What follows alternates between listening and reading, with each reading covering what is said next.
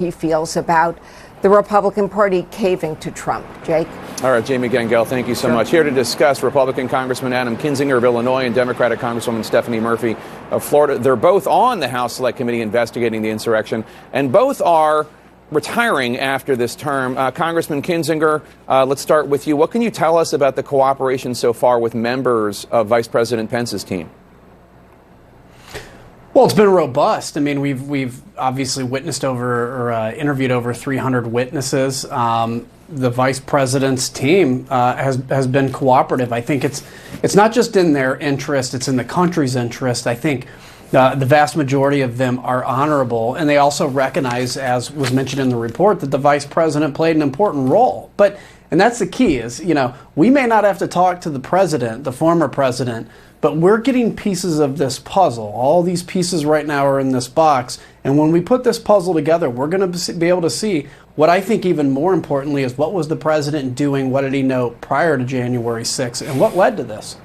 And Congresswoman Murphy, the vice president was not at the White House that day. He was on Capitol Hill with you and your colleagues.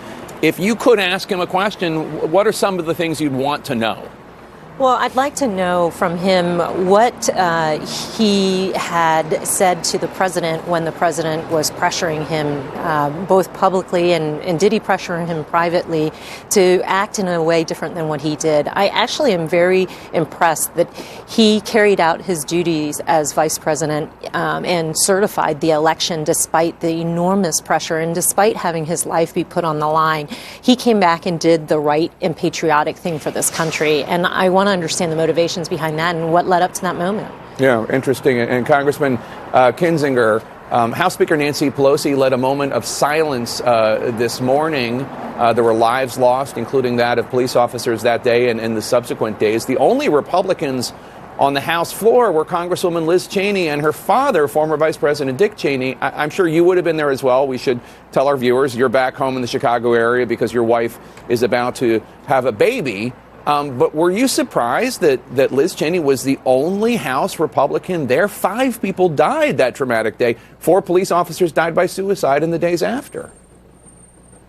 Was I surprised? No. Was I disappointed? Yeah. And it kind of breaks your heart because, look, regardless of the politics of the moment, really democracy is at threat. And I don't even think a year ago I would have been so definitive in that. But what we've seen over the last year, a lack of accountability, continued misinformation, a sizable majority of Americans believing utter lies, democracy is at threat. And so if you're a member of Congress, and some probably had prior commitments, I understand that, but if you think you're going to avoid it because you don't want to answer the questions, this is, Jake, where I would encourage every member of the media, local media, national media, anytime you talk to a Republican member of Congress, ask them, was the election legitimate? And who do you think was responsible for January 6th? And don't let them weasel out. We need to be on the record for this. This is that dire to the future of self-governance. And we should note, Congressman Murphy, people like you and Congressman Kinzinger, you come here to do good for the American people. Left, right, center, wherever you are. But listen to Senator Sheldon Whitehouse, Democrat of Rhode Island, talking about how much tougher it is to do the people's work since the insurrection a year ago. Oh, it's a full screen. I'm sorry. I find the tolerance of some of my colleagues for rewriting what we lived through to be really hard to take. It's not just the flagrant Trumpsters who lie without shame about what took place. It's also the more decent and regular Republicans that hunker down and won't call them out on it and leave the lies unchallenged. It makes it a harsher, colder place, unquote. That's a paper statement from Sheldon Whitehouse. What do you think? Do you agree? I think that when we come here, we should argue passionately for our ideological policy differences, but at the end of the day, we should be principled behind our commitment to the Constitution.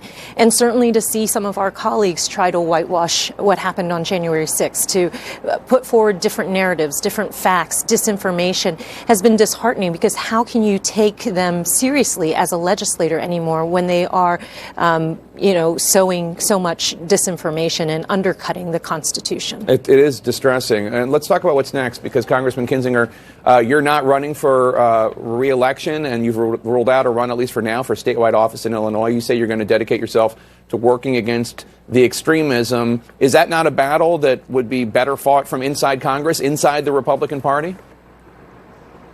I think in a different circumstance, maybe. I'm not going anywhere, and I'm going to do my best to continue to get that message out, have a broader fight.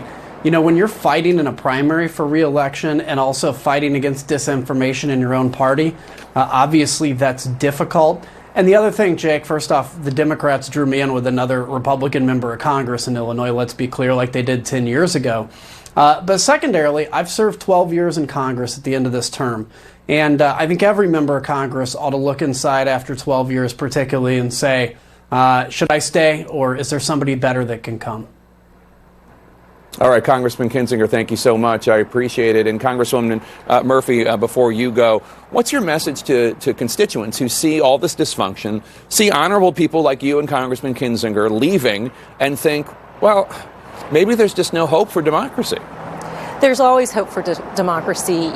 We've had dark periods in our country before, but we've been led out of it by the people. And this isn't about any one political actor. This is about we the people. And so they need to lift up their voices and elect people who better represent our American values and a commitment to democracy, and that they should be providing that feedback as well. And I think together as Americans, we can bring this country and heal and move forward as the great country that we are. Yeah, from your lips to God's ears, Congresswoman Stephanie Murphy, thank you so much for joining us. Look at what happened to the MAGA terrorists who attacked the Capitol and why some of the charges have been controversial. Plus, we're going to talk to one of the last people to leave the House floor, a former staffer for House Minority Leader Kevin